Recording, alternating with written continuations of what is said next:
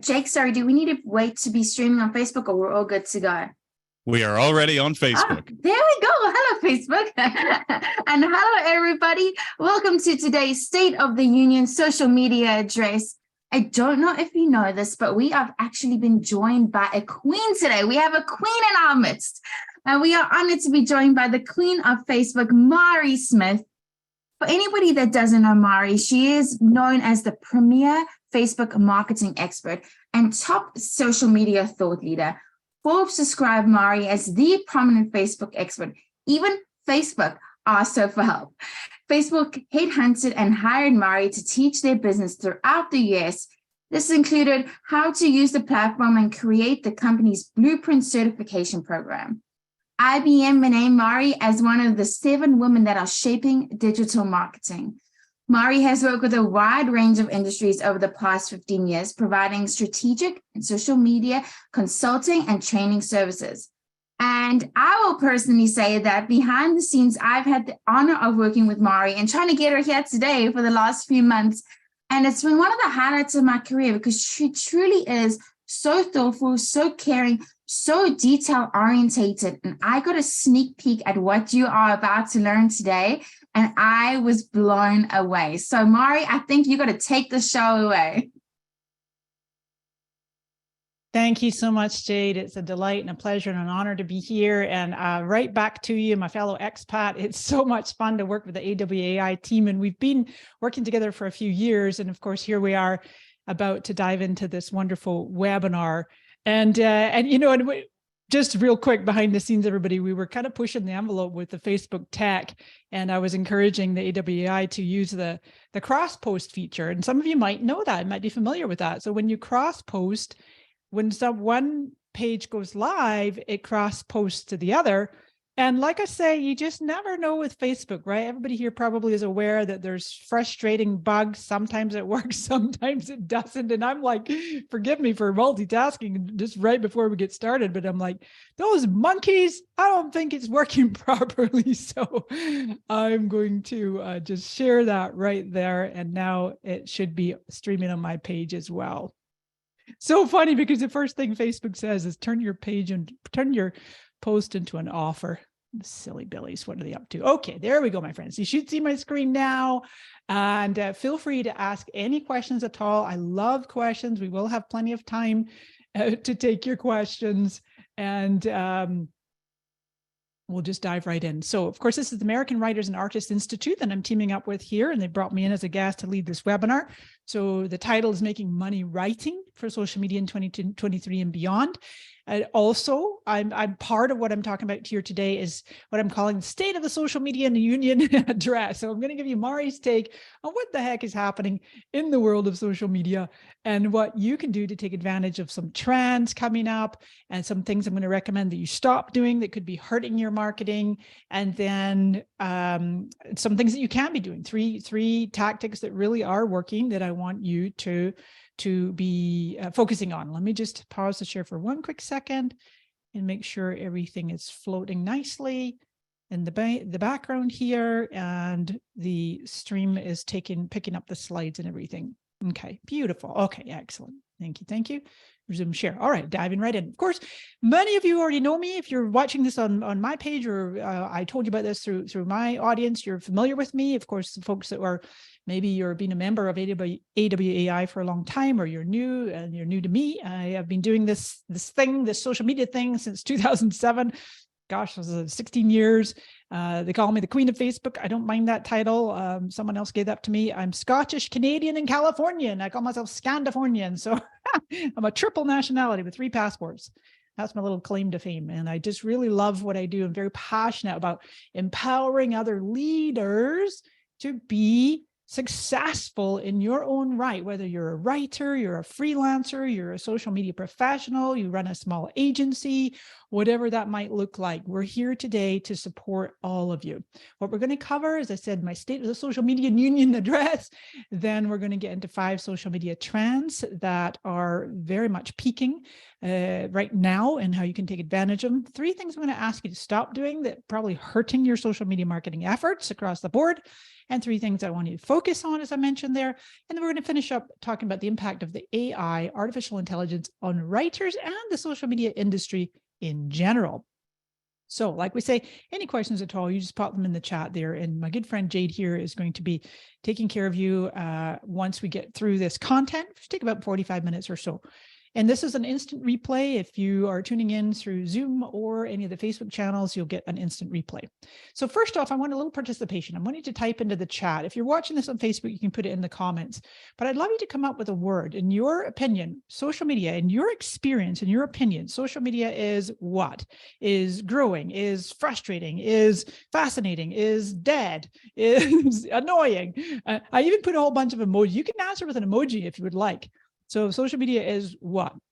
Crazy making, dizzying, growing rapidly, just, yeah, okay, beautiful. Complex, Christina, 100% agree with you. Confusing, inevitable, that's a good word there. Vivienne says inevitable. Diana says powerful and annoying. I know, right? A mirror, a tundra, ubiquitous. Nina, you're absolutely right. Oh, Kiwanda, what a nice name. Kiwanda, I think. Convoluted, no kidding. John Reed, yep, alive, a tool, says Amy. Growing and transforming, I agree with you, Alina. Frustrating, another word there. Michael, I agree. Michelle, overwhelming. Joe, overwhelming, no kidding. Cassandra, you're funny, she says flaky. Another frustrating, Lindsay, thank you, love. Oh, Julia, nice one. Multidimensional and creative, what a good answer. Caitlin, ever-changing. Okay, I'm not going to get to them all, but these are wonderful, wonderful. Yeah, Ruth, unfortunately, you're right. Nina, fickle, it can be. Intimidating, wow. Okay, that's what I was looking for. These are great answers. It really is. You can see across the board. I swear, it's like social media, Facebook in particular, is really, like we have a love-hate relationship. It's like, especially Facebook, it's the platform we most love to hate, and we just have this love-hate relationship with it. So Facebook in particular, I have these hashtags. There's Facebook fatigue, Facebook frustration. There's no kidding that it can be very, very annoying. We basically are making all this content. We post it out there.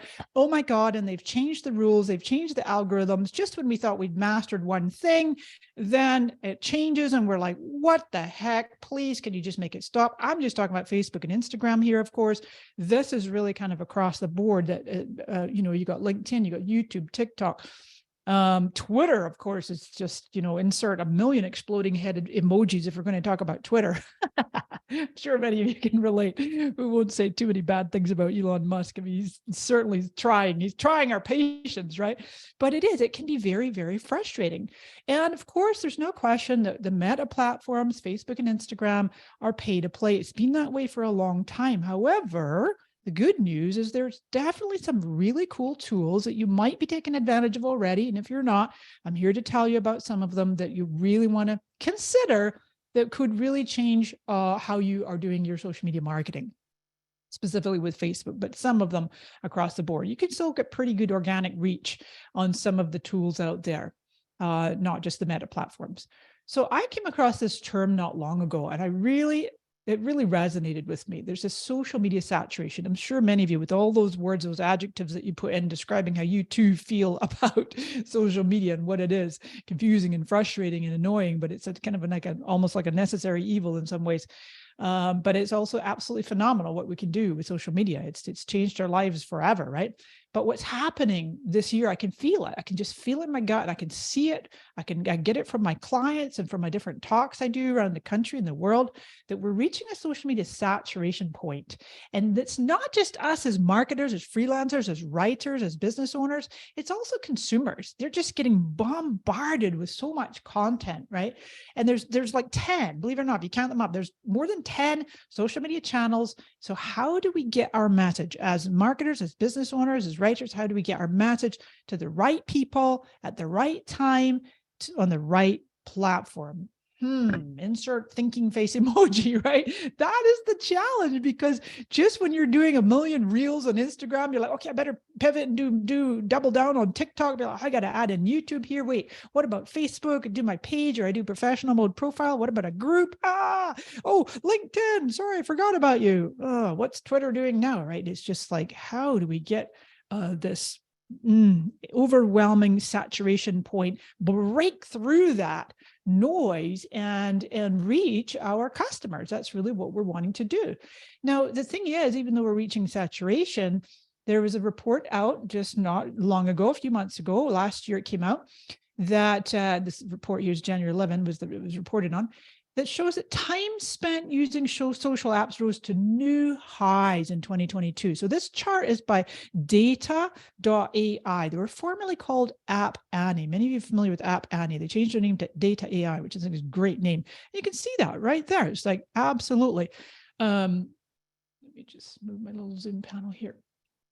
The global time spent in social apps surpassed 2 trillion hours in 2022. Now, granted, my friends, granted, a big chunk of that is in Asia, China, Japan, and definitely TikTok is a big contributing factor to that growth. And in some countries, it's kind of plateauing a little bit, you know, for some of the other apps like Facebook for sure, right? But Facebook's still growing. Remember, Facebook hit a milestone at the end of last year, 2 billion with a B. Daily active users are on Facebook. Now, here's the thing, but, right? There's always a but. What is the but? Okay, great. There's more people using social media than ever before. 2 trillion hours, right? It's crazy. Here's the thing, the more content is not the answer. We are not here as marketers, as writers, as creators, content producers. It's not about fire hosing our audience and just blasting them till they're blue in the face with inordinate amounts of content just because we can. We're going to talk in a minute about AI and ChatGPT and all the other tools that are able to help us crank content out, written and video and text. And it's like, oh my gosh, look, marketers rejoice. We can just press a few buttons and we've got our content. And like, wait a minute, there's more to it than that. So here's the thing, you know, Zuckerberg, whenever he says jump, we all marketers typically say how high, right? So remember around 2015, everything was about video, all in on video. Come on, everybody, even like news platforms, everybody just pivoting to video. Then it was stories, right? Well, we got to overtake Snapchat. We're going to copy Snapchat and do these ephemeral things, ephemeral video and photo posts. They're still there. They still work really well. And of course, now it's let's crush TikTok is their their driving force. And so it's all about reels on both Instagram and Facebook. So Zuckerberg says jump and marketers say how high. Now, to be fair, it's not just Zuckerberg's, not just Meta, Facebook, Instagram. We could say the same about YouTube, right? Because YouTube is like, obviously, they're a video platform. They've always been video. Then they came along with their stories. And now the name of the game is short. It's not like you're not going to do video for sure. You're going to keep doing as much of your short form and long form video tutorials, how-tos. YouTube, I keep saying this almost every talk that I give in the last couple of years, that I feel that YouTube is one of the most underutilized platforms when it comes to marketers and businesses and getting new business and getting yourself out there and slowly building up a good following that just, you know, they've subscribed to your channel, they've hit the little bell to get reminders when you've got new content and they just can't wait to see what else you got. We could even say with TikTok, but they're not so much about, okay, jump, and we all say, so I'll say how high. But what TikTok does do is they're always trying to like get us to create more content longer. You know, they started out as 7 seconds, then went to 15, then 3 minutes. And who can tell me how long now is an Instagram, excuse me, I got Instagram in the mind, TikTok. How long is an Instagram video? How many minutes, how many seconds? Is the latest, and they were the first ones. Actually, I think it was just right when Instagram announced that they'd gone from 60 seconds to 90 seconds. And then the news came out from TikTok. It's 10 minutes. Liz, I think you got it. Instagram is 90 seconds, I think, for the reels. Instagram and on Facebook, reels are 90 seconds. And TikTok is now 10 minutes. But I mean, they're trying to compete with YouTube, right? The thing is, it's still on TikTok.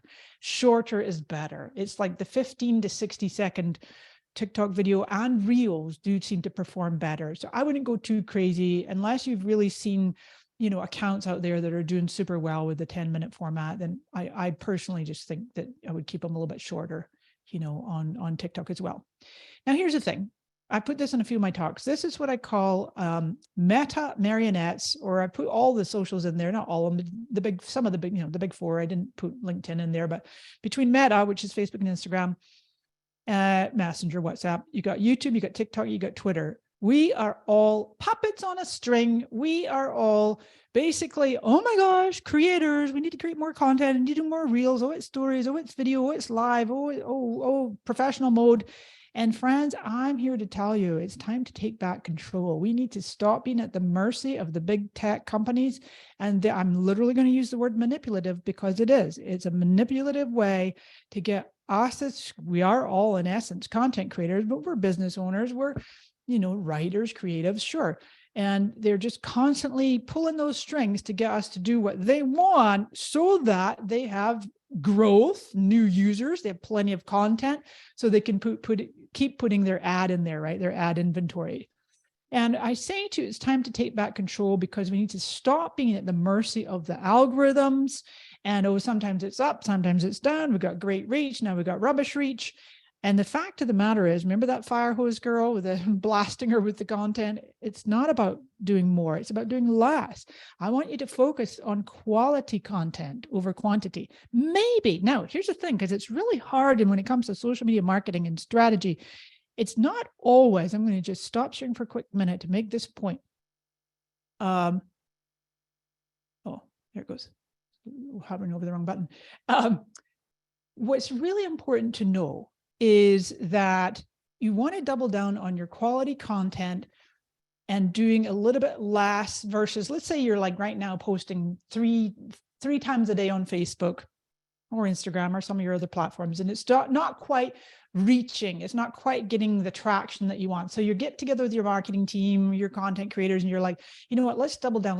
Let's go 5 times a day. And then you've like, wait a minute, now I'm hardly getting any reach. So it's almost like it's counterintuitive. I don't want you to post more thinking that that is what's going to create the results. I'd rather see you post a little bit less and go deeper with the content that you are producing. Unless, well, that's the point I was going to make. I lost my train of thought. But the point was, sometimes it's hard to be prescriptive when it comes to, hey, everybody, here's the social media approach that will work for everybody, every business, every niche, every vertical. Because that's not always the case. Here's the thing. You could come back to me and say, hey, Mari, we post 5 times a day and we get crazy epic reach and engagement and click-throughs and leads and sign-ups. It'll be great. Awesome. You found your sweet spot. Stick with the 5 times a day, right? Now, here's the thing, though. There is a sea change happening. I've talked about this in a few of my different presentations over the last year or so. And I'm super duper duper excited about this sea change, because I can see and feel and sense in my own clients and my own peers, even some of my peers, where it's like, wait a minute, let's take back control. Is the name of the game really just pushing and shoving to get as much reach as possible, as many likes and, as much engagement? Like, wait a minute, engagement doesn't pay the bills. We want engagement. Sure, we do. But what we really want to do is shift. This social media is shifting away from this constant push for the vanity metrics. You can call them proxy metrics, but vanity is typically the public facing growth in followers, growth in number of likes, engagement, video views even. We need those. Don't ever think that they're not important. They are important, but they're not the be all end all. What I want you to do is to ride this wave, this sea change, and move towards focusing on metrics that matter, which is generating more business, traffic, leads, and sales, but doing it in a really authentic way that builds relationships and community, and that you're focusing on what's important to you, making sales, growing businesses, cultivating and nurturing relationships with your audience, as opposed to following the agenda of these big tech companies. And they're like, come on, switch to professional mode, crank out more reels. And so you're just off down a rabbit hole doing what they tell you to do. And then you're like, wait a minute, how is this getting me more leads? I'm just busy being a content creator. Okay, so Mari's on her soapbox today. So what we're going to do is shift into these 5 social media trends, what's coming on the horizon, how you can prepare to get ahead. All right. Trend number 1, who can guess? Probably take a guess and take a sip of water while you're typing your answers in. You can probably take a guess possibly from that picture. It's hard to find good pictures to illustrate this one. A little sippy sip. Ha ha ha. Oh, Pam, thank you so much. She says, Mari's soapbox, the best social media one around.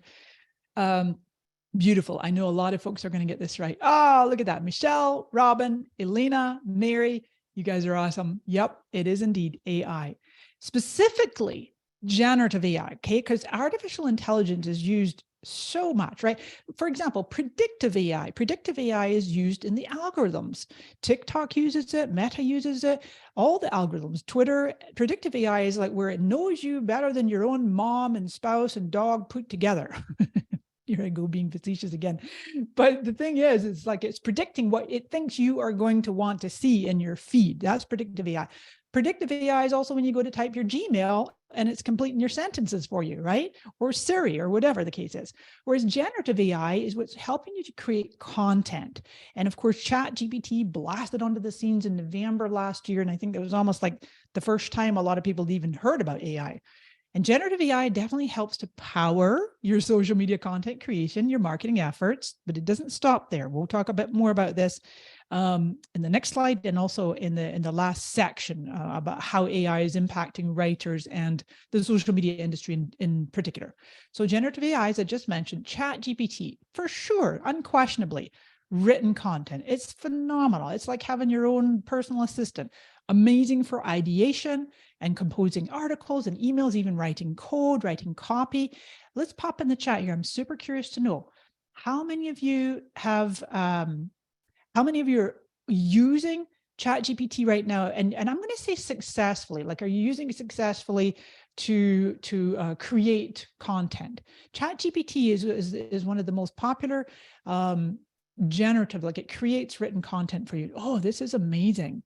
So Michelle is not knowing what it is. That's fine. This gives me some comfort, Michelle. Believe it. That's actually interesting that you're not sure what it is just yet. Mary says no. Hugh says no.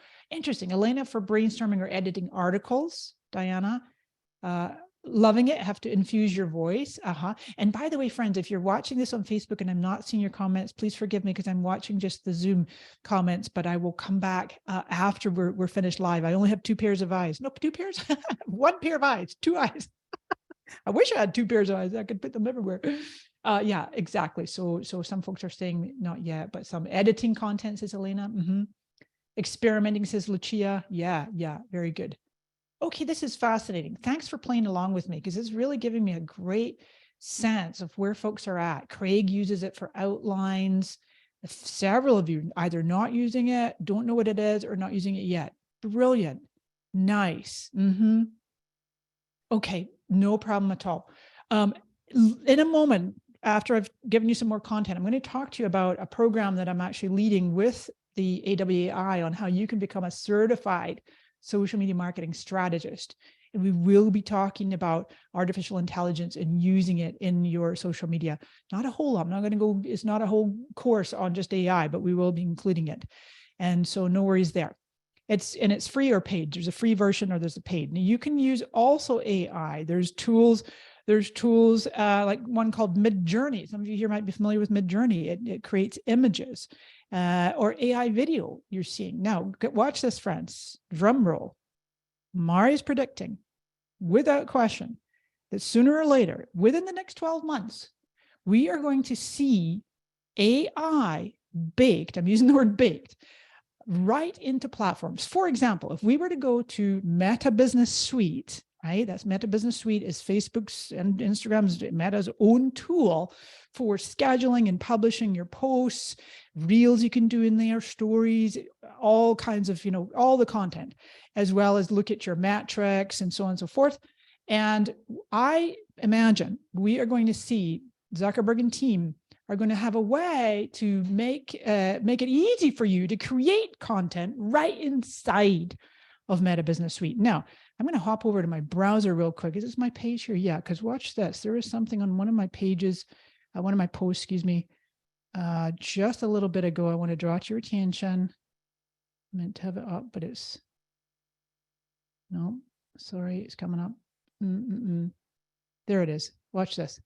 This was back on February 28th. Now, this is Zuckerberg, and this is what's called a channel on Instagram. If you go to at Zuck, his Instagram account, and you'll see you can follow his channel. It may not be available to everybody. He sends you direct messages with updates. If you can't get it or follow it, then you'll always find out. I'll always share the important ones anyway. So Zuckerberg said back on February 28th, that Meta has a new turbocharged focus on AI. They're creating delightful AI experiences, AI personas. Friends, I got to tell you, I don't even know what that is. I think what they're going to do, though, my best guess, they're going to take our little avatars, right? You know how we have those avatars? Yeah, so it's supposed to getting us used to being like in the metaverse, whatever. Excuse me while I roll my eyes. But maybe we're going to have like AI versions of ourselves that will interact with AI versions of other people. And so then we'll just hang out on the beach and AI will do our work for us, whatever. I don't think that's ever going to happen. But I do see what Zuckerberg said back in February, that they are looking to potentially integrate AI into many of their apps and tools. Okay. So this is what I see is coming. Now, that's a long time just on trend number one. The thing is, please don't get discouraged if you have not even heard of ChatGPT, or you're not even familiar with generative AI is. You're not behind the 8 ball. You haven't missed the boat. It is early days. I will tell you, me as a social media leader, I'm barely using these tools myself because yes, I'm a thought leader. Yes, I'm an industry leader in social media, but I am what I call a very careful, thorough, investigative early adopter. So I'm going to do all the research and kick the tires and test things out and make sure there's integrity and value, real true value that we can't live without. Then I'm going to be shouting it from the mountaintops and be like, hey, everybody, come check this out. This is a thing. Okay. So that's one of the things that I know those of you who know me well, that I just love to do that. I'm not going to like really push something and recommend it if it's not really solid. There's some dark sides to AI. It's kind of scary, but we won't go there for this talk. The Verge put this article out just last month. Watch this. I think this is a bit creepy. Semi-automated social network. What in the heck is that? It's just like I said to you, right? Our meta AI personas are going to interact with other AI personas, and then we're not even going to be on, I don't know. Anyway, but LinkedIn announced last week that it's using AI to help write posts for users to chat about. And down here, it's talking about AI-powered conversation starters with the express purpose of provoking discussion among users. And then you had Snap, right? The parent of Snapchat created its own chat bot. I heard some horror stories about that. I won't go into that, but it was pretty creepy. And then Meta working on these AI personas, right? So it seems that future social networks will be increasingly augmented by AI. So we're just keeping our eye on it. Nothing to worry about, nothing to just like jump all over unless you're really like a crazy early adopter and you want to. But for right now, keep doing what's working for you. Now, I love this quote by Seth Godin, a great marketing leader for a long time. If your work is not more useful or insightful or urgent than GPT, it means ChatGPT, right? Can create in 12 seconds. Don't interrupt people with it. So I really agree with Seth on that. It's a funny quote. It's playful. And the thing is, like that fire hose picture with the girl, well, I think it was a garden hose, right? With the young girl, and she's just getting blasted. That's the thing. And we just, oh my God, ChatGPT can help us create all this content. Let's just blast it out there. And but it's go deeper. Now is the time that you can win the game if you're putting more thought and emotion and heart and humanity and authenticity into your content, written and video, right? Trend number 2. Wait a minute. Oh yeah, that was all AI. My goodness. Trend number 2, social commerce. Okay, what is social commerce? That is where people make a purchase. Now I got a picture here of a girl on a laptop, but a lot of the times it's on mobile. She's got her phone right by her there. It's where people make a purchase inside of a social media app without leaving the app. Okay, so you might have seen that Instagram shop, Facebook shop. They've had some challenges. All social media companies in the US.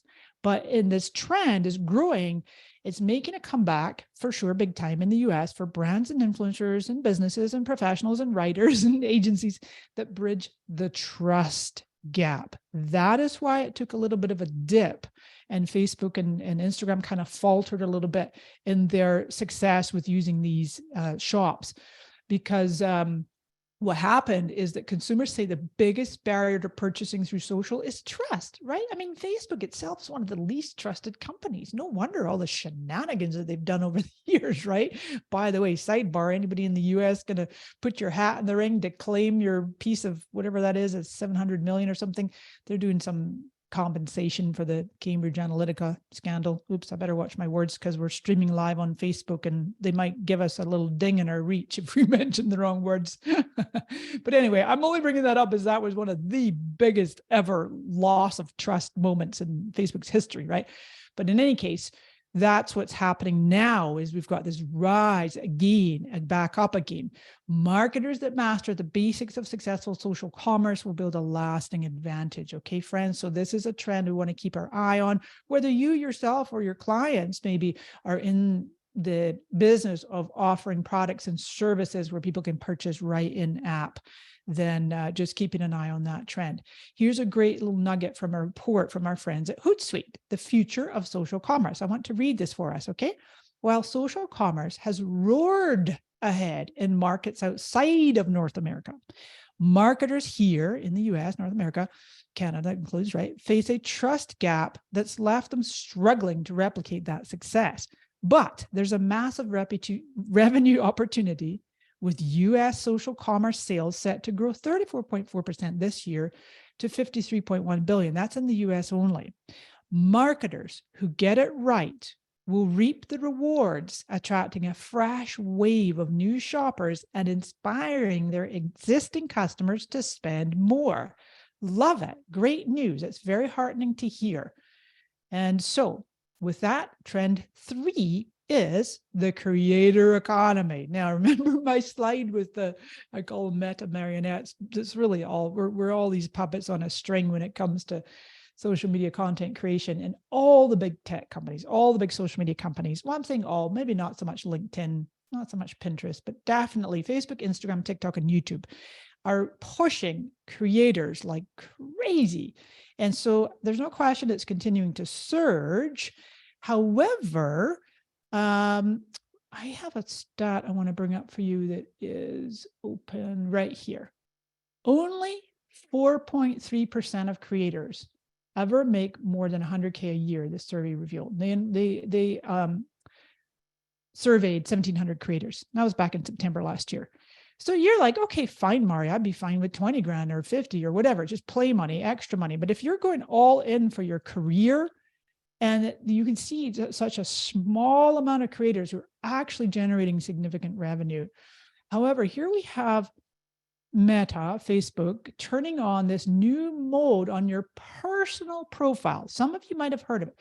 Let's do a little check-in with you all in the chat.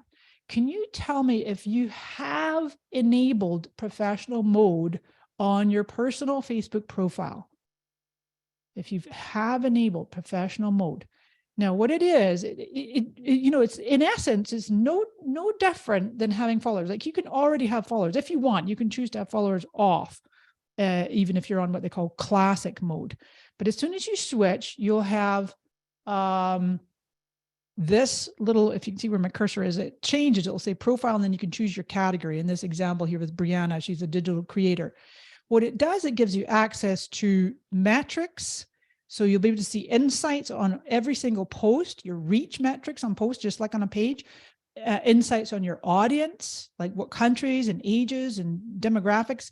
And then the big thing is you get access to monetization tools. Now, this was back in December 21, and they have since gotten rid of the Reels bonus play program. Now how they're paying creators is through ad revenue share on Reels, ads in your Reels. So they being Meta, Facebook, right? They want us to switch to professional mode. The more people, the better. They say 100, something like, how many million? I think it's 100 million, if I got that number right.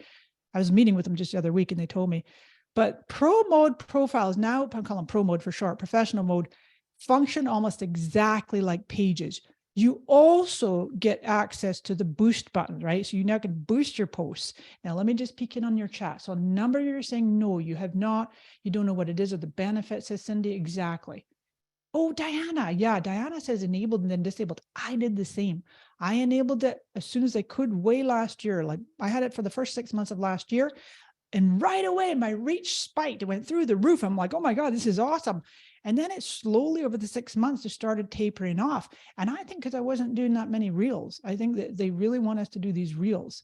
And again, that's why I just get suspicious of these monkeys where they try to, tell us what to do and force us to do, come on, this is a thing. And they're leading us with their own agenda. And they're like, wait a minute, is this really right for me? So the interesting thing is, watch this. I'll show you one example here on creators. This is my friend here, Austin Armstrong. He made the switch to professional mode. He has 800,000 followers. You see right here where it says profile entrepreneur. Now, and he was a fellow speaker at Social Media Marketing World just last month with our good friend Mike Stelzner here. And so, and actually Mike featured Austin in his opening keynote. And Austin has this quote where he says he sacrificed his friends and family for reach. And so that's what you got to think about. You can still post to friends only on professional mode, but the name of the game for professional mode is to get maximum reach and maximum followers and basically turn your profile into like a page, a business page. So I don't know. It's up to you. If you got questions on that, I can circle back and talk more about it. I better boogie because the time is ticking and we got a lot more to cover. So the creator economy, certainly professional mode. You got Instagram creators, big push for monetization. When they say monetization, that is them paying you. All right. We're going to go quite a bit into this in the certification program that I mentioned. We'll talk a bit more about that and coming up. But you get to decide, do I want to get third-party payouts or do I want to sell my own products and services? To me, the monetization part is just like icing on the cake, right? It's just spa money, maybe, or Starbucks money, right? YouTube creators and TikTok creators. So I actually have these open for you because I want you to get a sense of like what kind of like people they're targeting, right? So it's almost, to me, I almost always see a very young demographic. This is facebook.com creators. Cultivate your community, right? And then there's this page that they have, Facebook for creators, and you can just see the different types of folks that they have in here. You got YouTube creators. That was Mr. Beast there. Mr. Beast is like the most successful creator / influencer on the planet. And then you got Instagram for creators. And then you got the TikTok, they call it the creator marketplace, where people can actually discover creators to team up with and work with. So, creators is the name of the game, but it might not be the thing for you. It might not work for you. Like I say, I'd rather you make money selling your own products and services because then you're in control. You're not at the mercy of the algorithms and whatever whims these companies are doing. Anyway, moving along. I know I'm spending a lot of time in these trends. Number 4, I really love this one. Owned. When I say owned brand communities, that means it's a group. Usually it's a group that is owned by a brand or an organization, and using it to really get to know their tribe, their people. And you can use groups to supplement your social media marketing efforts. And the example that I want to share with you is Canva. Everybody's heard of Canva, right? Canva has this wonderful design community, it's called, and they have 300,000 members. I think I have it open for you just up right here. Yeah. One of the things I love that they do is here we have like Charmaine from Canva. This is a page. This is not a personal profile turned into professional mode. They actually have pages for their moderators. There's Charmaine, there's Ed, really clever. And they're very participatory and active. And it's just a lovely community. They're very encouraging. It's one of my favorite things. I have my own group. Many of you remember the Social Scoop group where you can get a lot of support with your social media. So number 5, and we'll move right along. I love this one too, as I know we're talking to a lot of writers. This is the American Writers and Artists Institute that I'm teaming up with to bring you this lovely webinar. And this one is a renaissance of the written word. I love that word, renaissance of the written word. And here's our friend Jim Carrey, because you might not always use a pen. Maybe you're tapping away at your keyboard, and maybe use AI to get started, but mostly you're more than likely going to use your own talents, your own skills, your own humor, your own personality to create the written word. Now, the Renaissance, here's the thing. We've got this massive amount of video everywhere, right? It's all about the video. So you can actually stand out by creating timely written content as well. You've probably seen a surge in things like niche newsletters. You got Substack is a very popular place to do newsletters. Another one I see a lot of folks using is called Beehive, using these great newsletters, free or paid newsletters, right? Helpful how-to articles or mesmerizing stories. I don't know about you, friends. Let me just take a quick poll again here. I'm going to check in with you. If you were given the choice, if you've got side by side on a page, you've got like, let's say short form, everybody can consume short form, but let's say it's like a 4-minute video. Yeah, we'll make it 4 minutes, whatever. It's just an arbitrary number. You've got a choice to watch a 4-minute video or the exact same content is written and you're just going to skim through the writing. Who here would rather watch the video versus skim written? Yeah, just let me know in the comments. Pam says video. Yeah, Hugh says read the text. Michelle, I'm with you. Talwani, she says written 100% of the time. Brenda says video. Bill writing. Liz says written. Exactly. Skim written. Right. Yeah. So see how it's a mixed bag. Now you guys are awesome. Thank you for playing along here today. Yeah, because the thing is, yeah, Brianne is saying video, although I do like to have written to come back to. Exactly. And depends on topic, says Mary. Right.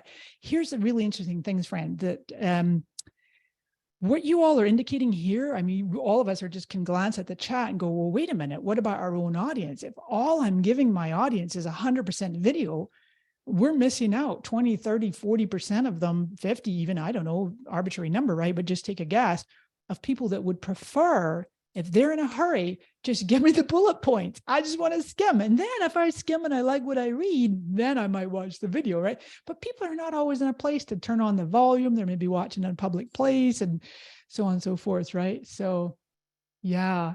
Michelle, good point. She's saying, I wonder if written wins for those of us who are older. Yeah, I think maybe the Gen Z they're just so used to video, right? All right, so let me move along here. We've got a lot more to cover, and I promised Jade I wouldn't go too long, but I know you're loving the content. I can tell by your participation. So we're going to zip through 3 tactics to stop doing, and then 3 tactics that I want you to really focus on. These tactics, 1 second, we'll set. They can actually hurt your social media marketing efforts. So number 1, I want you to stop publishing almost nothing but link posts. Now, this certainly goes for Facebook. Obviously, it doesn't apply to Instagram, because even though now you can put 5 links in your bio, you still can't put links in your comments and your posts, which is really annoying. Why don't they just give us that already? But mostly I'm talking about Facebook, but also for Twitter. I see link posts on Twitter don't get as much reach, maybe LinkedIn. But the thing is, with link posts, especially on Facebook, they actually get the lowest reach. Now, you may not know, but every quarter, Meta puts out this report. It's called the Widely Viewed Content Report. And watch this, friends. See that darker blue piece of this blueberry pie? That's posts with no links. Now, this is just in the US, what they do the report. Feed content views from viewers in the US, no links, 92.5%, with links, 7.5%. Now, I suppose the good news is of the 7.5% of views that did include a link, that piece I've highlighted in yellow for you there, the link posts do typically come from a page that the person followed. Now, another thing to know, it's not in my slides, but a little sidebar here. You know how Zuckerberg, Meta, Facebook, Instagram are so good at copying. It's like their middle name. All they do is copy, right? So TikTok has this thing called the discovery engine, right? Where they have this For You page and the algorithms that know you so well, it's going to select content, and usually from people that you don't really know. Well, Meta has the same thing now. So both Facebook and Instagram, as much as 20% of the content you see in your feed is from people and pages that you do not follow. So if you didn't know that, I'm here to tell you today, oh my gosh, you're like, wow, Mari, no wonder I keep seeing all this stuff. It's like, how is this getting into my feed? Where did my friends go? Where did the pages I follow go? Or the groups? That's because they keep messing with us. Like I say, you do have favorites. So the good news is you got favorites and you got different feeds in there. So link posts get the lowest reach, but here's the thing. Let me just go back for a second. The thing is, you're saying, well, Mari, but how do I drive traffic to my offers? I want people to go to my links. You can still do a video with a link in the caption. You can do a video or an image with a link in the first comment. I never used to be a fan of that, but then I'm like, okay, I got to succumb because that's what's working now. So you could try that too. Okay. Link in the comments. or just mix it up by doing a lot more video and then interspersing some link posts. The second thing is this, I've talked a number of times about this, right? Don't be just cranking out volumes of content just because you can now with the GPT and whatever, the AI. But if you keep pushing out more content and you're seeing it getting little to no reach or engagement, it's counterintuitive, but I want you to dial it back and post a little bit less. If you're posting 3 times a day and getting not as much reach, try once a day. If you're trying already once a day, it's okay to skip a day. Try 5 times a week and skip a day or 2. Not necessarily in a row, but that can really help. So striving for that quality, right, over quantity. Less is more, and focusing on the ROI of each post, going deeper with each post, really thinking it through strategically, right? I love that. Strategic's my middle name. Thinking through, like, what is the purpose of this post? What is my deepest intent? What do I want people to do or to feel, or what action do I want them to take after they've read or watched this post, right? And then the third one, this is a big one, friend. If I look at your social media, maybe not anybody here, but if I look at the content that you put on your social media channels, the number one thing that I see missing across the board with so many businesses of all different sizes is they don't put calls to action. Calls to action. There's this crazy myth, this urban legend out there that says, oh, you can't use social media to sell. No. Don't be selling in your social posts. Of course you can. You can tell people to buy now or sign up or download or click here or join our group or here's a free gift or whatever it might be. It's absolutely okay to include your calls to actions, because guess what? Here's a really critical point, friends. People only see individual posts in their feed. Rarely do they come back and actually see an individual post in the context of your whole page or your whole account, where you've got all your bio and your links and whatever. So you need to tell your audience what you want them to do. I would encourage you to include calls to actions in about 80% of your social media posts across the board.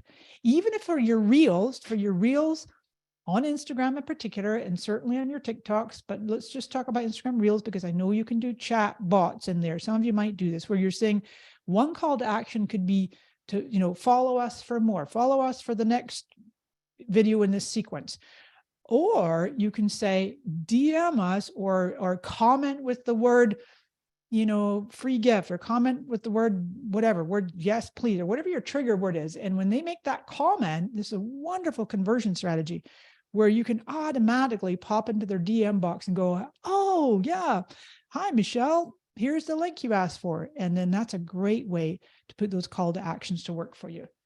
So I know I'm kind of giving you a crash course here. There's so much more that we'll go much deeper into in our 10-part, it's 5 weeks, twice a week over 5 weeks. I'm going to teach you how to become a certified social media marketing strategist. More on that in just a minute. Let's finish up with the 3 tactics to focus on that do work to drive consistent traffic, leads, and sales. So the first one, definitely video. Now, I just finished saying that trend 5 was a renaissance of the written word. There's no question that written word is going to get visibility as well. At the same time, we do have to keep embracing video.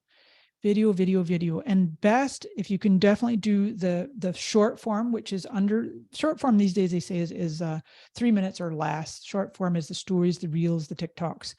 And so I want you to really do your best to use a variety of video formats across the board in all the different social channels.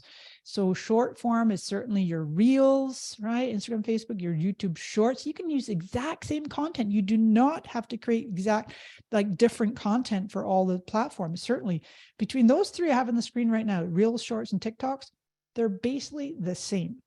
They're the same content you can use. The one caveat, if you create your videos inside of TikTok and it puts a little watermark on it, and then you put that video onto Instagram or Facebook with the TikTok watermark, it is not going to get as much reach. So do your best to make the content either outside of the app or natively, and then post it there, and then, make it again, I guess, in the other apps. Stories are still very much alive and kicking and give you that wonderful top of feed and top of mind awareness. And then do your best to integrate live streaming. Here we are with the AWAI. We're live streaming today. It does take quite a bit more effort, but it's one of the best performing content formats. It gets the best reach and the best engagement, and yet it's one of the least used content formats. It used to be a little more so a few years ago, and then it just tapered off. I think because people just got really either cautious or just got busy, and it does take a little bit more effort. But anyway, and then mix in some long form, which is 3 minutes or more. Of course, Facebook, LinkedIn, YouTube, they all do well with longer forms. And then number 2, I want you to do, this is intuitive as well. You're like, wait a minute, you're talking about social media and content and video and reels and written and blah, blah, blah. But, oh, yes. Tactic number 2 that really, really works is double down on your email list building activities. Building and nurturing your email list has never been more important. Don't let anybody out there tell you that email marketing is dead. Not true. I want you to create epic lead magnets, things that people are so compelled, whether organic or paid. They see your post, they see your content. They're like, wow, I got to have that. They're giving you a real email address. They're not giving you like a junk one. And they're like, they can't wait to open your email and read it. They put your content into their primary tab. And your calls to actions on your social media posts are going to drive people to those compelling opt-ins. Of course, you want to provide tremendous value in the email sequences that you follow up with. You don't want to immediately just spam people and, hey, buy my stuff, buy my stuff. We know there's marketers like that, right? Nobody here. And then actively scrub your list. That is where you're keeping your list clean of emails that have bounced, they're not getting open, you can't really reach them anymore.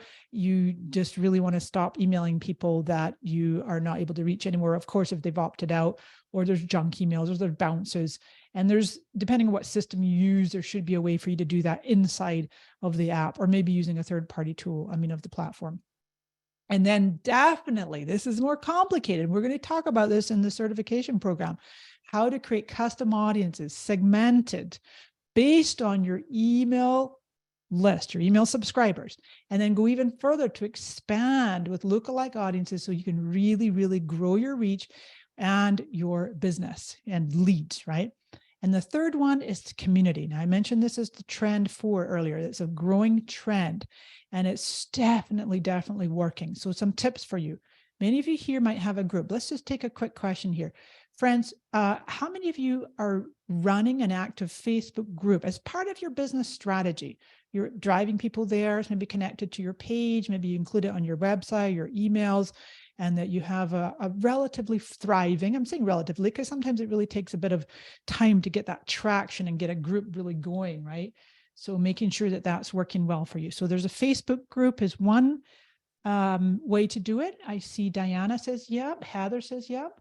Keith Snow, Catherine. Hi, Catherine. She says, yes, it's worked brilliantly to increase sales. Good for you.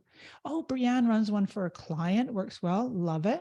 Ana Fernandez, Mexico. I have a couple of very large groups connected to my community, but I have not figured out how to connect it to my business. Oh, okay. Well, we can talk more about that. Yeah, now Brenda's mentioning LinkedIn because I do have that as your second option. Yeah, so LinkedIn is another one possibility. Or you might think about a third-party platform. My favorite is Mighty Networks. Last year, I started a whole brand new community on Mighty Networks. It's free to join. Well, my community, you have to pay to buy Mighty Networks, very affordable. But I started one called Mari Smith Superstars.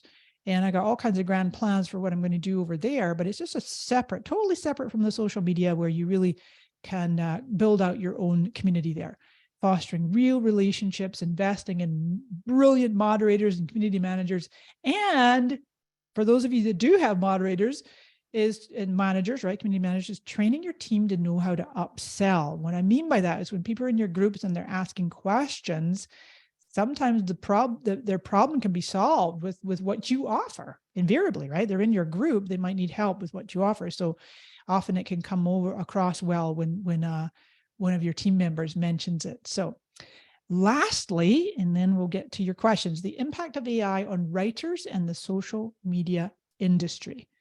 So the good news, I was so interested to see your answers to that one of the first questions we asked early on with trend number 1 about AI and ChatGPT, and how many of you are either not using it, not familiar with it, or just starting to use it and dabble with it and experiment with it.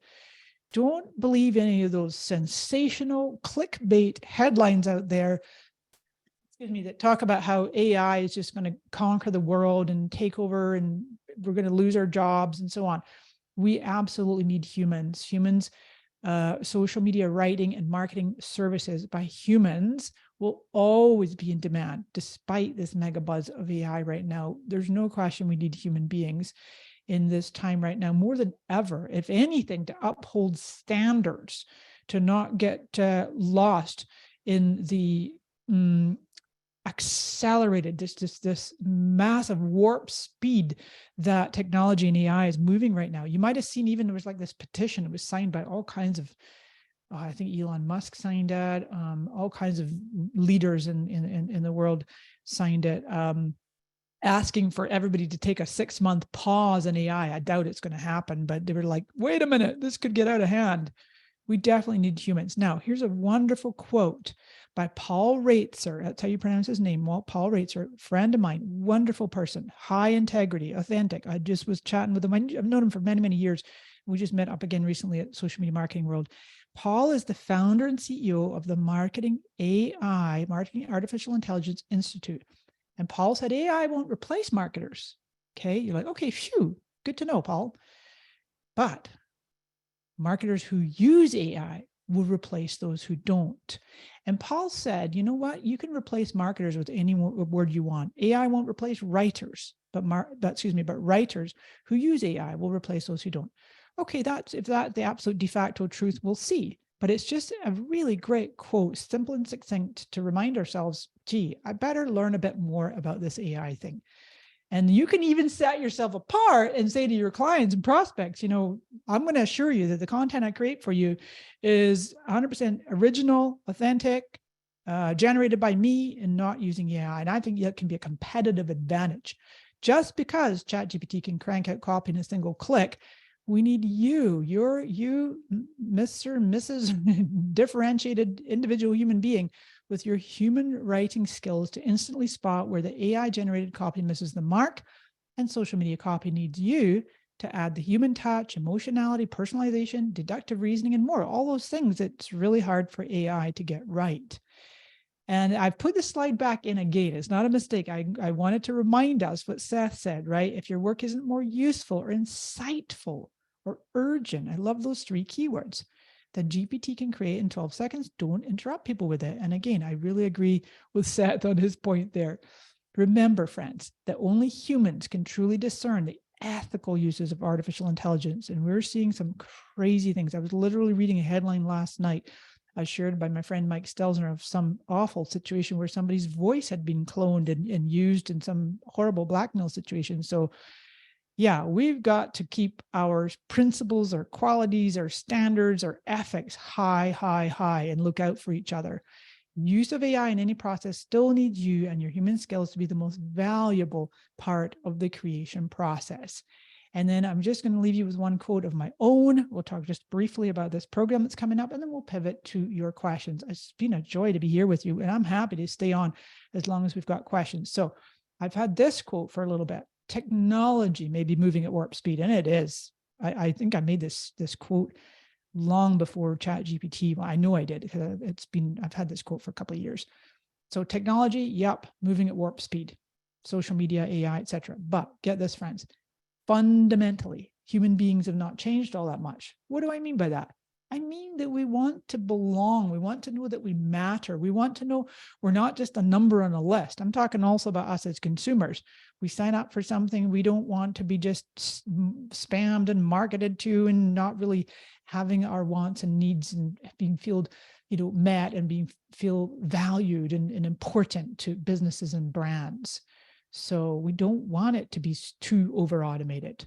So train with me. This is not a pitch per se. We wanted to give you this wonderful content and information. If you do want to go a little bit deeper and take everything I've just fire hose, I feel like sometimes people say that. Mari, listening to you is like drinking from a fire hose. I know it's a lot. I tried to rein myself in. I'm like, okay, we're just going to do 5 trends, 3 things not to do, 3 things to do.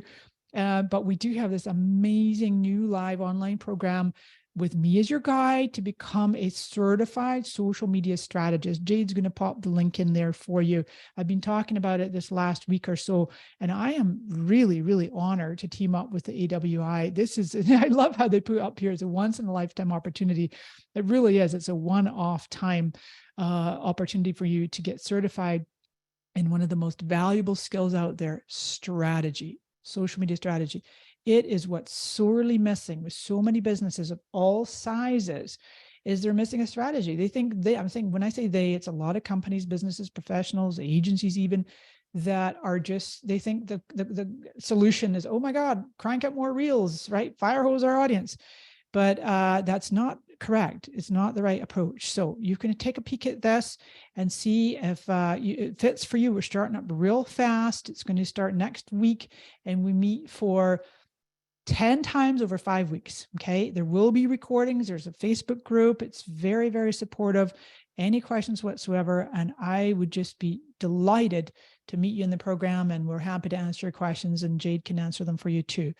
So with that, now then, my gosh, that was a good solid, just under an hour of great content. And I think I'm going to stop sharing now, and we'll come on camera. Hi, Jade. Hi. Oh my goodness, Murray, that was fantastic. And so are the questions. This is when you know that the audience is really getting what you're putting out there with the questions. I really like this one from Pam. She said, I'm guessing I have an understanding of link posting wrong, since CTAs include a link. And I think that's what I was thinking of in my previous question, but can you confirm or clarify? So we saw that chart of, content with links and content without gets further reach, but then later on we're asked to put in a CTA, like a call to action. So how do you advise a call to action if the link posts are not getting reach?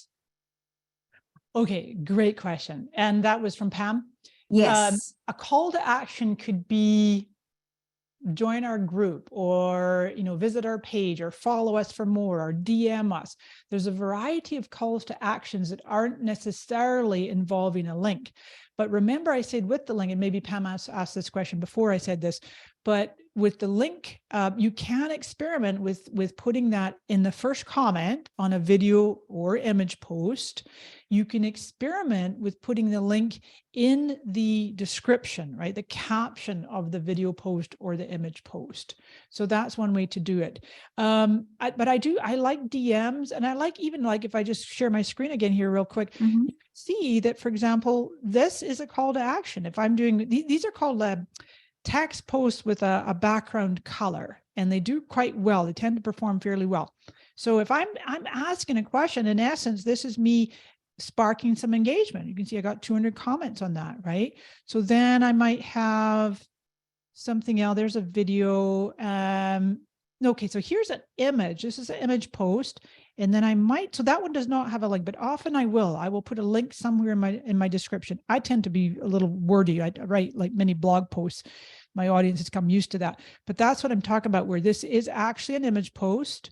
And then you can put a link somewhere in here. But just the key though, too, is to mix it up. So let's say, Pam, that you're doing, 3 video posts, and then 1 image post, and then 1 link post, and you're just mixing up the formats. And that kind of trains the algorithm to know, oh, okay, this page is doing some video content. We'll give their link post a little more reach. Okay.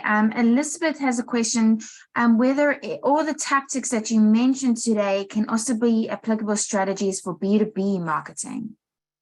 Yeah. Now, who was that? Elizabeth. Elizabeth. Hi, Elizabeth. Yes, 100%. I am a B2B'er, and we talk about consumers, but we also talk about businesses. So, and I even have this saying, it's in my relationship marketing book, where whether you are B2C or B2B, so that's consumer or business, to me, it's all P2P. You're people to people. Businesses do business with people that they know, like, and trust. So we're looking to reach into the hearts and minds of our prospects, whether they're a consumer or a business owner.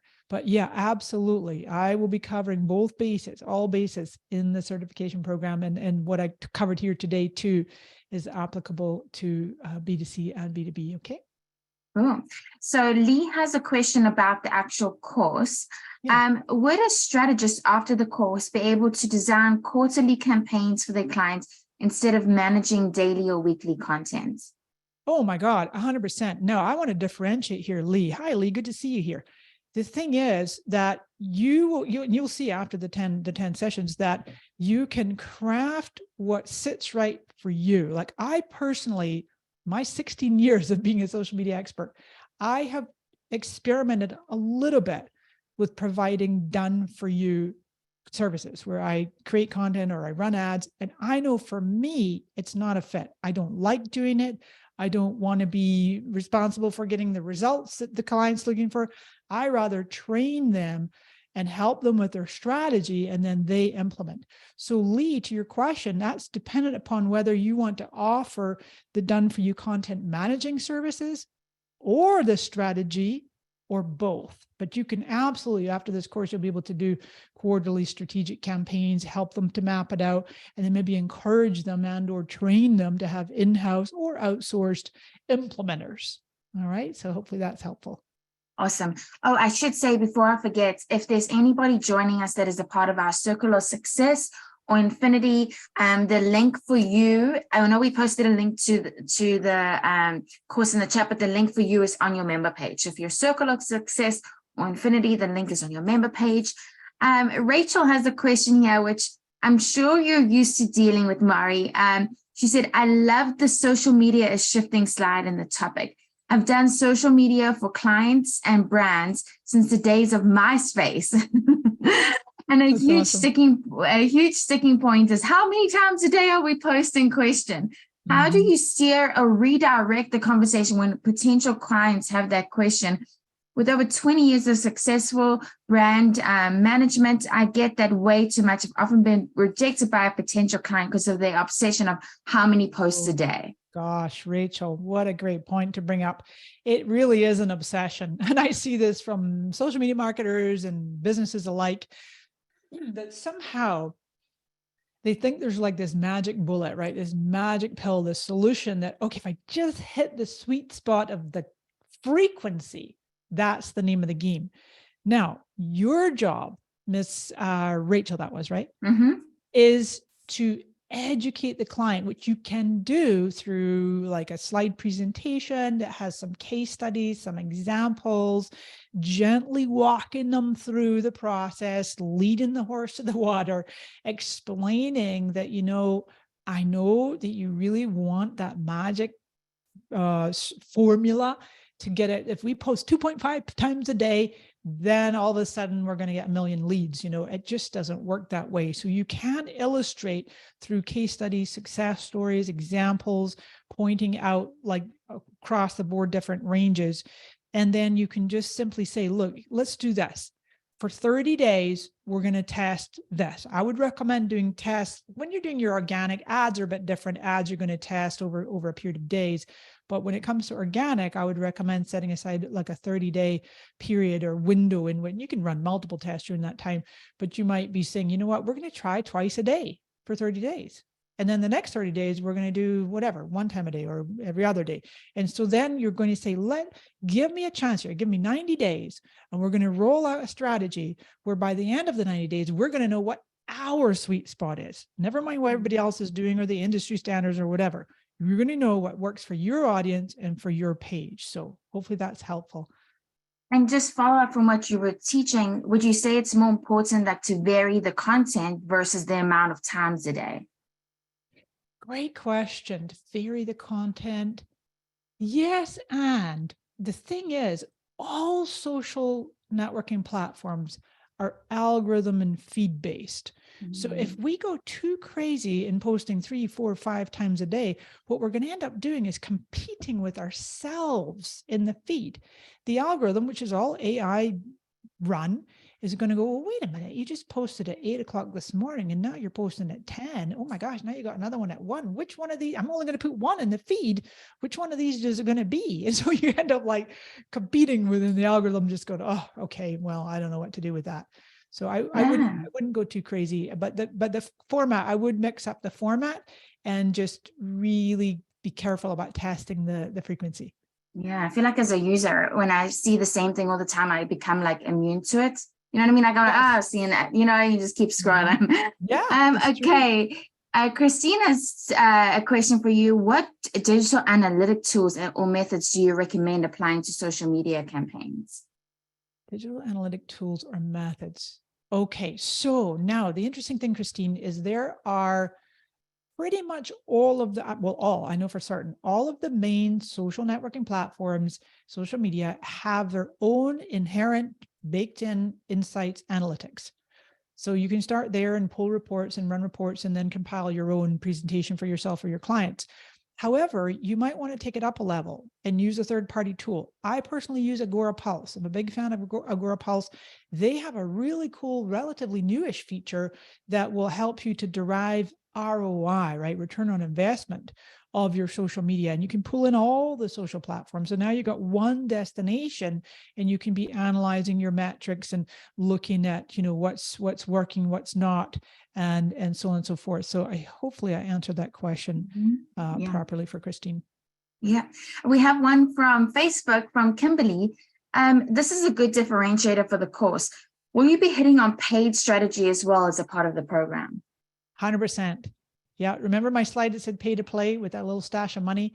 We can't not do paid campaigns. You could, listen, if you're doing amazingly, like Austin Armstrong, our friend here, he actually has a social media agency, but on his personal profile, I don't know if he's doing ads in his personal profile, whatever, but the thing is that for the vast majority of businesses, freelancers, professionals, writers, it would behoove you to learn at least the fundamentals of paid campaigns, specifically on Facebook, but you could also dabble a little bit, maybe with TikTok ads, maybe LinkedIn. I don't know about Twitter these days, but for ads, but where you're going to see with just even a nominal investment that you could exponentially drive more leads and sales. And so we are definitely covering that. We got a whole module that we'll be talking about conversion strategies, including paid, in the certification course. Cool. I'm gonna double up on this question because there's a couple of Instagram questions. Christina's asking, where is Instagram faring and all this compared to Facebook and Twitter? And then Nikki was asking if you have any recommendations on where to learn quickly about Instagram. She has a client that wants to do Instagram, but she has no experience with it. Okay, so where's Instagram faring in all of this compared to Facebook and Twitter? Well, remember that Instagram's owned by the same company as Facebook Meta. And so where Instagram is wanting us to go is 100% as much Reels as possible. They're really bringing in more of the social commerce with the shops, etc. And they have just announced that we've got the 5 links in the bio. I don't know. It looked like Zuckerberg was getting all excited about that. It's like, whatever. Are people really going to tap in and look at 5 links? What's the difference if you use Linktree? Well, there was a funny joke about that. The very morning that Zuckerberg made his announcement that if you went to I think it was Meta's own Instagram channel, they still had Linktree in their link, and then Linktree tweeted a screenshot just with an emoji. So that was funny. But anyway, back to the question: where is it faring? It's still absolutely a behemoth, Christine. Instagram is a really powerful platform, not just a younger demographic necessarily. And then you're asking about where to quickly learn more. I mean, there are different people out there who specialize in only Instagram. You could find some of them. Alternatively, 2 things for free is you might go and check out the Meta Blueprint. If you just Google that, Meta Blueprint, they have all these free courses on both Facebook and Instagram that you can take and quickly get up to speed. And then the second resource would be to read the articles from Social Media Examiner, socialmediaexaminer.com. They have some very in-depth articles. So hopefully that's helpful. Cool. I feel like, Murray, that this is a topic that we kind of discussed when we were putting together this course. Yeah. Christina is saying this might be too big of a topic to cover in this time and space. But from a business standpoint, is there interest in focusing on more quality content versus being everywhere? Do you suggest businesses cull their dead channels? This is a topic a handful of my clients are struggling with, whether to wipe old accounts if they even can, or just do basic maintenance. Ooh, can you leave that question on the screen for a second? Because I was there just before you put it over to answer. Sure thing. Christina, wow, what a powerful question. Wow. So I know what you mean about dead channels. So if it's really like just years, like nothing's happened for years, I personally am not a fan of just culling it, because then someone else can grab your username. So I would rather see you do basic maintenance, occasionally, periodically pop out a post, even if it's just once a month or something. So I'm a big fan of like the 10 different social media channels out there or platforms.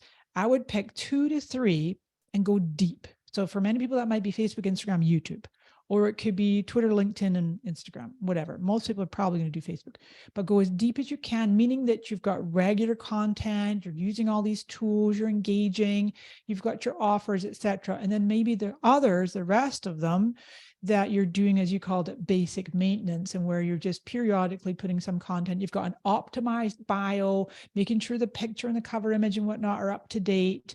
But so it's not getting a whole lot of your attention, but at least you've got something when people come there. You never know when a prospective client is going to come find you, and you don't want them to find an absolutely dead account that's had nothing for years and it has old links and broken stuff, and it's just like a, the lights are on but nobody's home. So and I, like, if you look, I don't do as much these past couple of years with Twitter. I don't do as much on LinkedIn, but I definitely would never dream of shutting down those channels. You got to have your hand and have your hat in the ring. So hopefully that's helpful, Christina. Thank you. Yeah. And I think on top of that, Vicky has got a question. What about, so, like, for instance, if you go to post on Facebook or Instagram, it gives you the option to post on the other one. If you do that, does it decrease reach? Ooh, Vicky, good one. No, not really. No, I mean, because they're two totally separate animals. And who knows, because Facebook gives us these tools. It's almost like they want us to cross post and to, have the same content going to both platforms. Remember the name of their game, the little marionettes. They want us to create as much content as possible, and they're making it easy. For example, how many of you here have noticed when you go and you see your memories, and Facebook's always bringing up your memories? I'm not sure that many other platforms do that, but you'll see your stories often or your previous posts, and they make it so easy to share because they just want you to do that one-click share. So I don't think it's going to decrease your reach at all on either or both platforms. Before we forget, can you repeat the name of the tool that you use, Agora? Oh yeah, absolutely. That's Agora Pulse. Agora Pulse. Okay, awesome. Thank you. Okay. So we answered Christina. Let me keep track over here. So we have a question on the actual certification. Can one succeed in the certification course if you currently don't have much familiarity with social media platforms? I've never cared much about social media, but I understand the need to keep up with customers' needs. Okay, yeah, the really good news is I've designed the 10 modules as exponential. They're going to keep building. And there is content for beginner, intermediate, and advanced.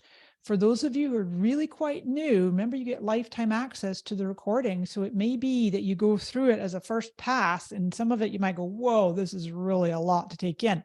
Well, you're going to circle back and go through and watch the replays, take more notes. You're going to have access to the group. You can ask questions. And so nobody will be left behind. That's the good news. And so, yeah, it won't be absolute brand new. Here's how to set up a Facebook page, that kind of level of brand new. But it will absolutely not be like so advanced that you'd be like twirling eyes in your head and going, whoa, I can't even keep up. It's somewhere in the middle. It's like Goldilocks in her porridge. Awesome. Okay, Pam has a question, and somebody else also asked this. I answered it, but it'll be interesting to hear what you say, Mari. Pam was asking if you can address how AI might affect the ability to build authority if people think it's AI that actually wrote it. I don't know if people will be able to tell the difference, but I don't know if your take on that. So will it affect authority? I think it already in essence is, and I'm seeing, I saw one of my friends in the industry recently said, don't believe anybody that says they're an AI expert because it is far too new. It is far too brand spanking new. It's changing daily. Sometimes every hour, a new platform springs up, a new thing, a new whatever. And so it's hard to be out there saying you're an expert. The only expert I recommend is Paul Reitzer, the founder of the Marketing AI Institute, which he founded in 2016. And he wrote a book on it. Like he's my go-to guy for all things AI with integrity and authenticity. But in terms of that authority, I see that the marketers and writers, social media professionals that will be able to set themselves apart are those that actually use disclosures and say, you know what, this content was 100% created by me. This content, I used whatever, AI to make the outline for it, especially like if you're making it for a client. And don't forget that there's tools out there that are plagiarism checkers. I understand the teachers, my gosh, I feel sorry for school teachers right now, where all the kids are creating their content through AI, and now the teachers are having to run it through plagiarism checkers and make sure that the students have really grasped the subject. And so I think where we're heading is this area of like real transparency. Transparency builds trust, so yeah, that's what I got to say. I actually read somewhere that there's a gentleman in one of the now I'm forgetting the word, like the Harvards, where he's creating an app where it's not just a plagiarism app, but it's able to detect whether AI wrote the content. So that'll be interesting.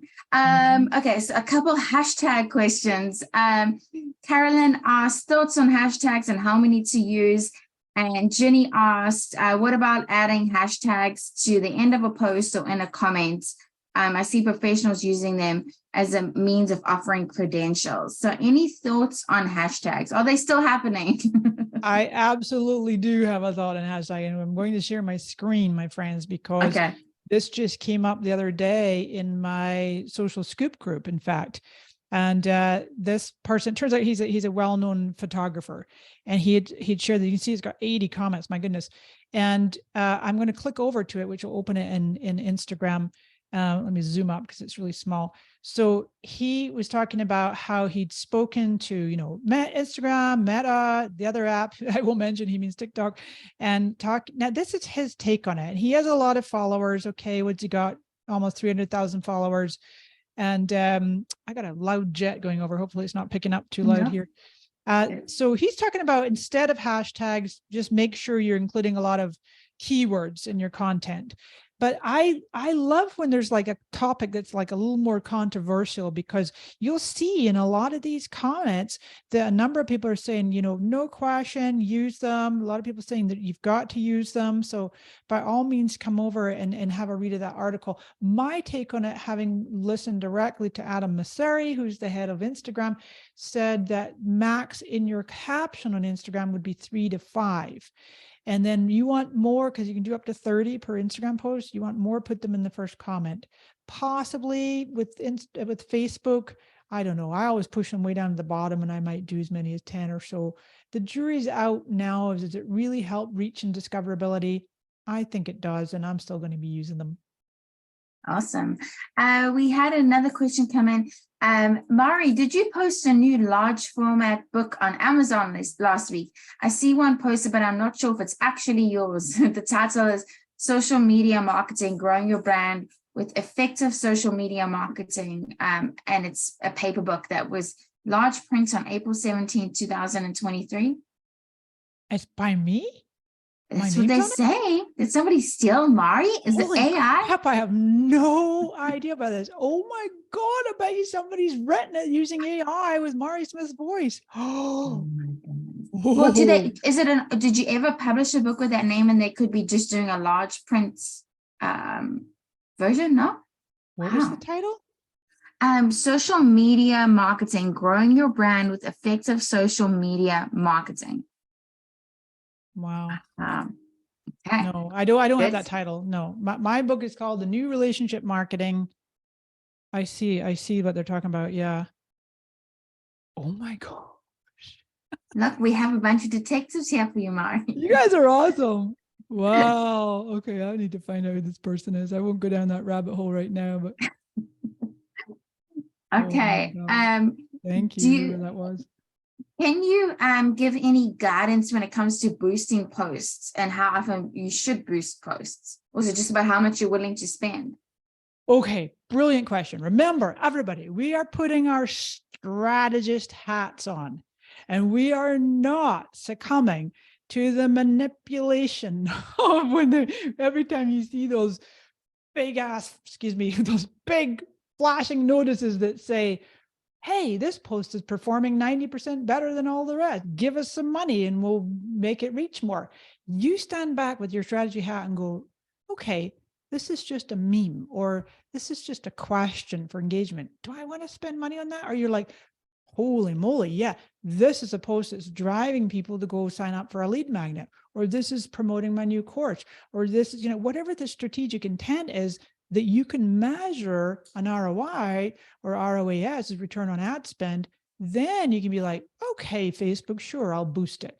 Now, here's the thing, and we will talk more about this in the certification course, that the boost button is seen by the algorithms as a lightweight ad interface. You're already more of a novice if you use the boost button. Facebook knows that.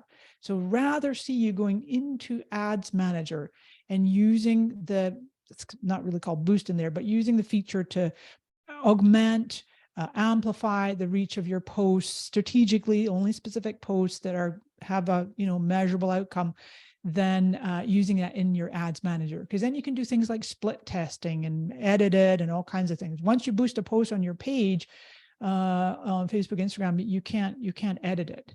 Okay, so things to know. Wow. Okay.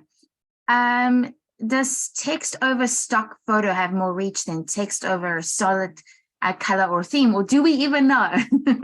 Mark, great question. And I would say 100% each time, I would rather see you using text over Facebook's own little selection of colored backgrounds, because it's reading it as text. And I wish they'd give us a little bit more. They don't really update them that often, but it does work. It does work both on your personal profile and on your page. And I'm just going to show you, if I go in real quick, so anybody's saying, what are they talking about? If you go into your business suite, which now Creator Studio is going away. And so I'm in business suite, and I'm just going to, this is a test post. Hello, friends, whatever. So then it's this little wee thing. If you can see where my cursor is, it's not obvious. It's kind of buried there. If I click that, and then I click the little plus sign, then you can see we've got all of these, color. This is what's called a text post with a background color, and it takes a second to populate, but then you'll see it. So this typically will perform way better than an image post with text on top of it.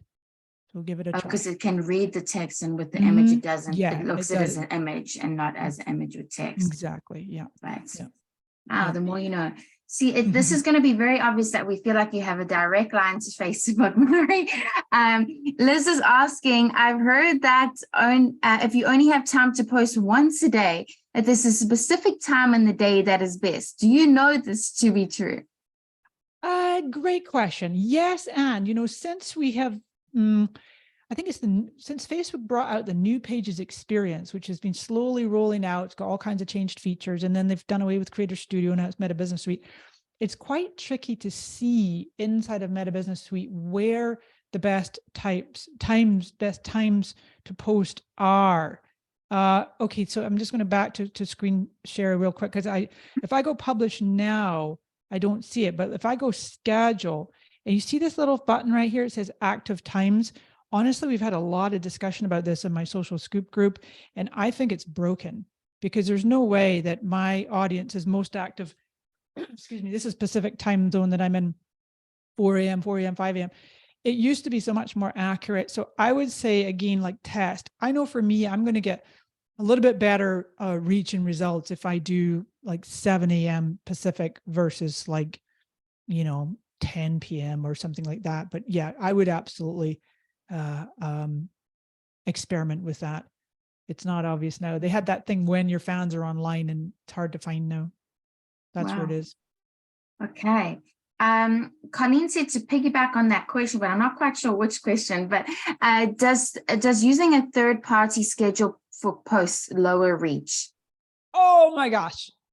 And that was from whom? Colleen. So here's the thing. There's a tiny grain of truth to your question.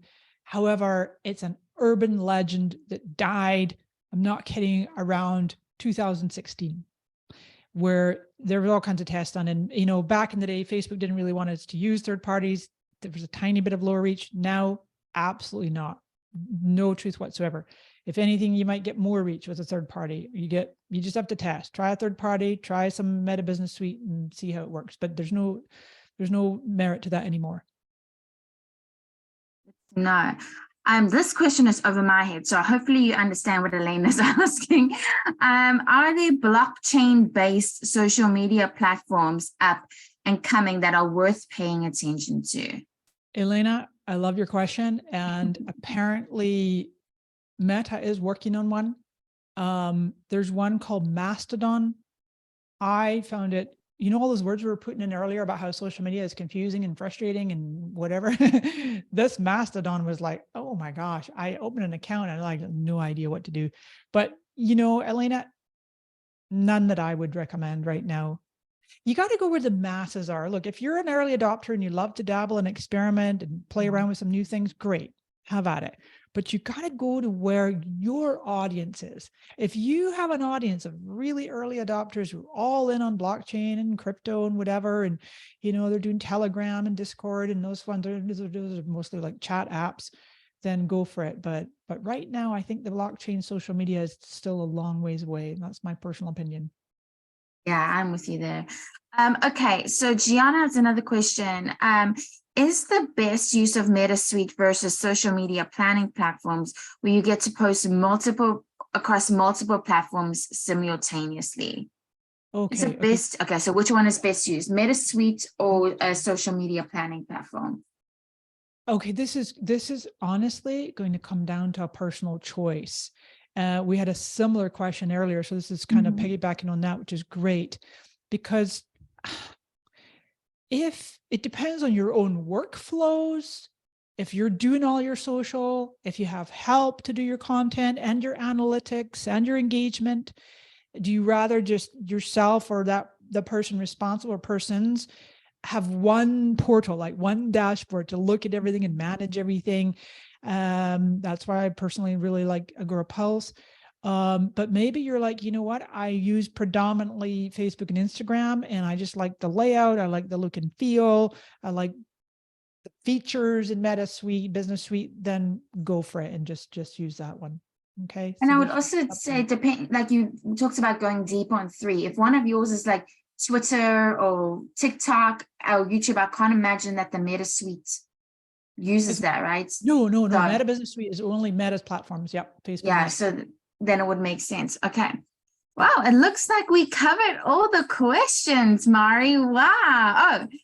Okay. Well, MB, if you want to put your question in, it might have just been that we covered that content, but go for it. I want to remind everybody that we start our new exciting course next Tuesday with Mari. I cannot wait for that. So Rachel sharing, she looked at a Discord and community for clients. They asked and totally agree with Mari. It was such a rabbit hole. The user hashtags on the platforms are so low, and you find or create your people. And I found Discords, maybe I'm old, but I found it so confusing. Oh my gosh. I tried to use that Mid-Journey is where you can do AI created images, and you have to use Discord to use it. And I know I'm pretty techie, and I'm a quick learner, but I was just like, okay, this is over my head right now. I don't have time to go down that rabbit hole. Thank God I had Jake in the background was ready, but it was, my eyes were like crossing. I'm like, I can't keep track of this. Okay, Anna, maybe you can teach us a thing or two, Anna. She thinks it's fun playing with it. There we go. Okay, so here is MB's question. Having built respected communities, noted wealth figures in a specific industry with high quality over quantity with free content and absolutely authentic, I found it difficult to translate regular traffic to, I guess, leads, and most of all sales from associated services. Social media engagement was erratic, but did come with more personal posts. I need monetary leads in order to increase associate services. Well, that's everything you're teaching, right? Okay, making actual money. Yeah. Here's a really cool thing for everybody to know. It's a fun point to end on. One of the things we're going to integrate into the 10 classes, time depending, it might not be every single class, but I will do my level best, is one of my favorite things to do, and I call it hot seats. So we'll be looking for volunteers. And maybe if this is for clients, it wouldn't necessarily be able to share the client's social, but certainly you can share your own. And so I am going to look at your social channels, and I'm going to look at not just the content, I'm going to look at your calls to actions, your offers, your website. Is it compelling? Is it obvious?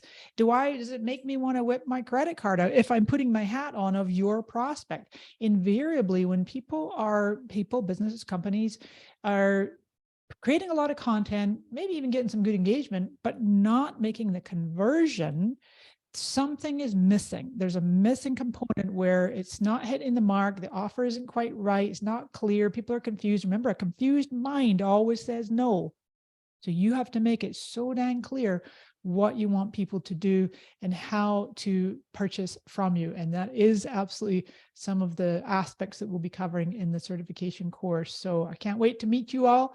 Thank you, AWI and Jade. You're the best. This has been a blast. With 90 minutes just flew by. I know if you didn't get your question answered, feel free to pop it on. You can go to my page, Mari Smith, and pop it under this live that I shared, or Jade, I'm sure will pass it along to me.